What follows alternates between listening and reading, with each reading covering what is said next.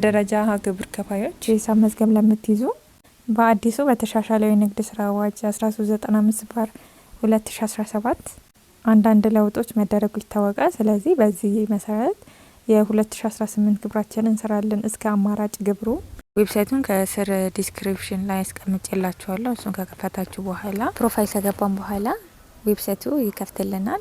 ከዛ የግብር ማስያ የሚል አለ። እሱ ከከፈተ በኋላ ከላይ ያለው የደረጃ ለ ነው። ከስር ያለው ደግሞ የግለሰብ የደረጃ ሀ፣ ከስር ያለው ደግሞ የድርጅት ነው።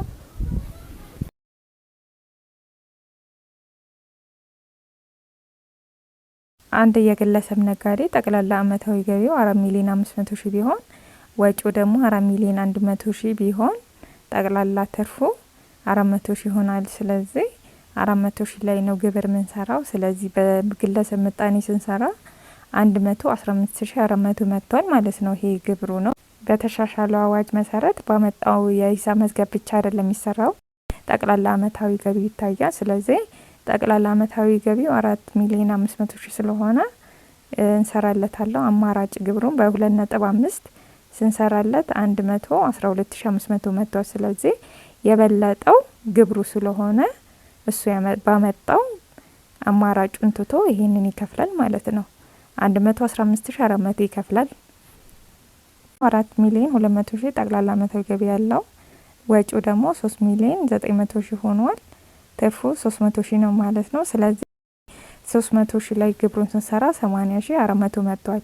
አማራጩን ስንሰራ ደግሞ 4,200,000 ላይ 105 መጥቷል። ስለዚህ አማራጩን ይከፍላል ማለት ነው። ከግብሩ ስለበለጠ አማራጩን 105,000 ይከፍላል።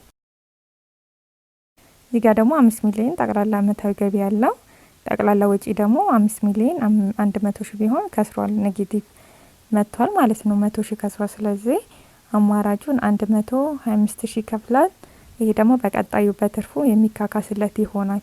ይሄንን ከዚህ በፊት ቪዲዮ ሰርተናል እንዴት እንደሚካካስለት ማለት ነው።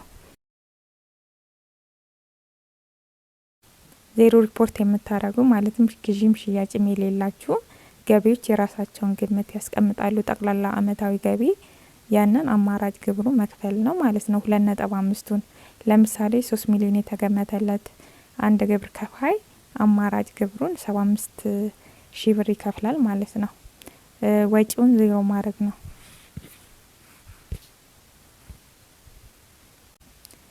ደረጃ ሀ ግብር ከፋዮች በቀላሉ ግብራችሁን ማወቅ ትችላላችሁ።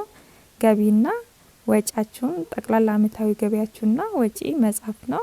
እሱ ሰርቶ ያስቀምጥላችኋል አማራጩንም ግብራችሁን ማለት ነው። ሌላው ደግሞ በ3 ሩብ አመት ስከፍሉ የመጣችሁትን ግብር የ2017ን ተቀናሽ ታረጋላችሁ።